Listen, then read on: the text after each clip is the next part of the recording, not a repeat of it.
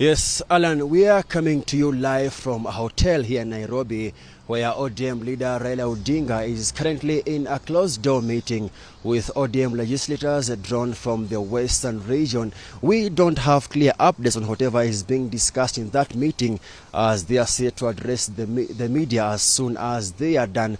But Alan, a lot happened this week. Remember, in his past address, the ODM leader addressed the standoff between MPs and governors over the use of 10.5 billion shillings earmarked for road construction.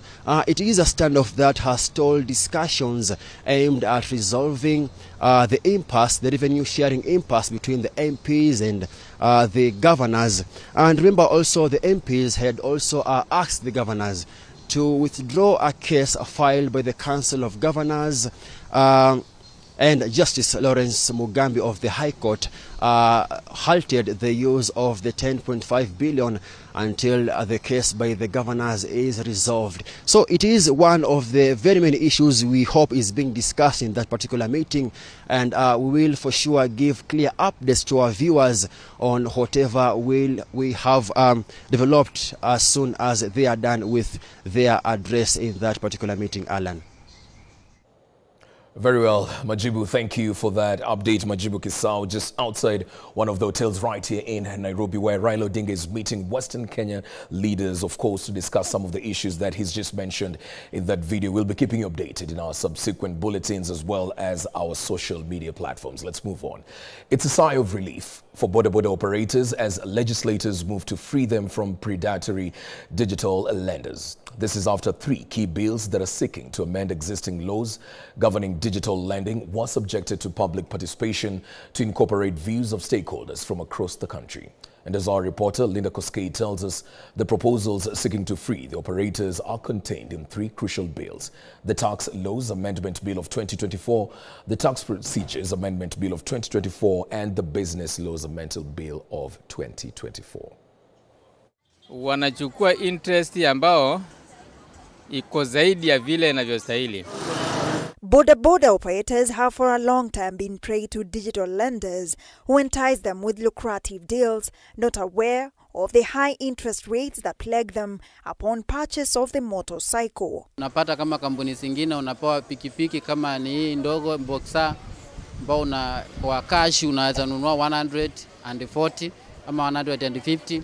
Lakini unapoichukua kwa mkopo utalipa 350,000. It's out of this that the border operators petitioned the National Assembly to institute regulations into the buy now pay later BNPL credit sector. In this amendment, it provides for penalties for banks who exploit Kenyans beyond what the law is required to do. This was in the list of agenda that took center stage during the National Assembly Committee on Finance and National Planning public participation on 3 crucial bills, including the Tax Laws Amendment Bill 2024, the Tax Procedures Amendment Bill 2024, and Business Laws Amendment Bill 2024, which seek to amend existing laws governing digital lending. Mimi ndio nilileta huo mswada kwa bunge. Sababu tulipata vijana wetu wanauziwa bodaboda, kijana analipa bodaboda 1,200, 1,300, saa zile yako karibu kumaliza kulipia hiyo bodaboda, inaibiwa, inapotea, anaanza zero. So if you see the amendment of the Central Bank Act, it is to protect people from being exploited by banks.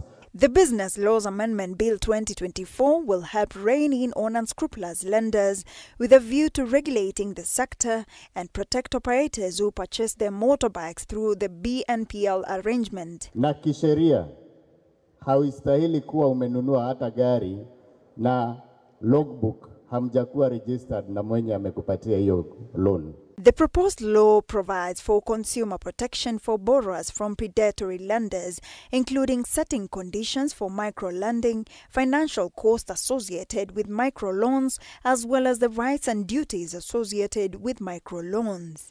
Additionally, it will prohibit illegal non-deposit taking credit businesses that often expose consumers.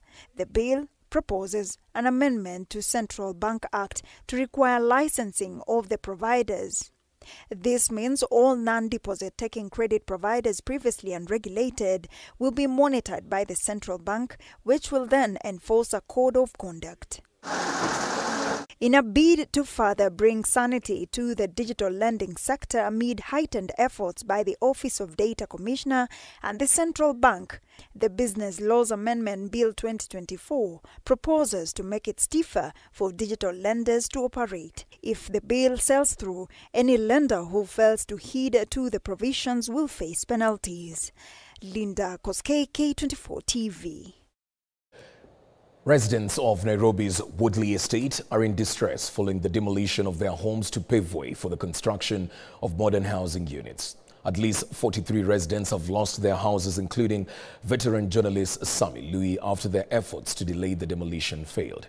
As Timothy Simonau reports, Nairobi County government has issued a statement defending the demolition, saying due procedure was followed and affected families will be compensated. What was left of Woodley Estate, Nairobi, property owned by 43 residents, flattened. Affected families had tried to oppose the directive to evacuate them, but when the machines came roaring, no stone was left unturned. It's a process ilikuwa ongoing. Initially ilikuwa wa ground break tufanye public participation ya misho so that they embarked in the ongoing process. But unfortunately, jana usiku at 11:15, earlier walikata stima 11:15, waka-embarked on the demolition. The county government of Nairobi says the demolition will give space for the construction of 1,975 units that will accommodate more people. Mtu ameishi hapa for over 60 something years, na ukuje umtoe hivi, viti ikuwe nje, mattress ikuwe nje, saa hii hakuna choo, it is very painful. Ujue ataenda wapi.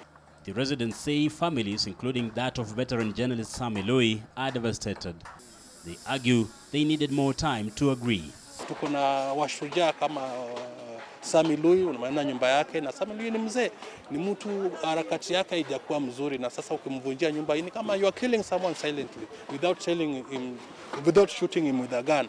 Na tuko na the family of Midika, Achengo Neko, Mutisia, and even Mudavadi, nyumba zao ziko hapa. So it is very unfortunate na amevunja nyumba za watu hivi. The government should take care of the citizens. Governor Johnson Sakaja says in a statement sent to our newsroom, the process was considerate enough to offer each family 900,000 shillings as compensation for the time they'll be away. Kuna hisia kwamba kuna wale walipewa pesa katika county hall, na framework yenye walipewa nao pesa ndio ni baadhi ya watu wengine walikataa kuchukua pesa, baadhi wengine walichukua pesa na wataki kuaccept ya kwamba walichukua pesa. Further,